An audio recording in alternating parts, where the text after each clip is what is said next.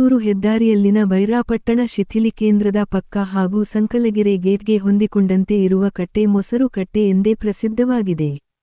ಈ ಕಟ್ಟೆಗೆ ಕಣ್ವ ಶಿಂಷಾ ಕುಡಿ ನೀರು ಯೋಜನೆಯಡಿ ಪೈಪ್ಲೈನ್ ಕೂಡ ಮಾಡಲಾಗಿದ್ದು, ಕಟ್ಟೆಗೆ ನೀರನ್ನು ತುಂಬಿದರೆ ಈ ಕಟ್ಟೆ ಕೋಡಿ ಬಿದ್ದರೆ ಚಕ್ಕೆರೆ ಮಾರ್ಗದ ಕೆರೆಗಳಿಗೆ ನೀರು ಹರಿಯುತ್ತದೆ. ಆದರೆ ಇತ್ತೀಚೆಗೆ ಈ ಕಟ್ಟೆಗೆ ಗ್ರಾಮ ಪಂಚಾಯ್ತಿ ಸಿಬ್ಬಂದಿ ಸೇರಿದಂತೆ ಜನರು ಹಾಗೂ ಸುತ್ತಲ ಕೆಲ ಹೋಟೆಲ್ಗಳಿಂದ ತ್ಯಾಜ್ಯವನ್ನು ಸುರಿಯಲಾಗುತ್ತಿದೆ.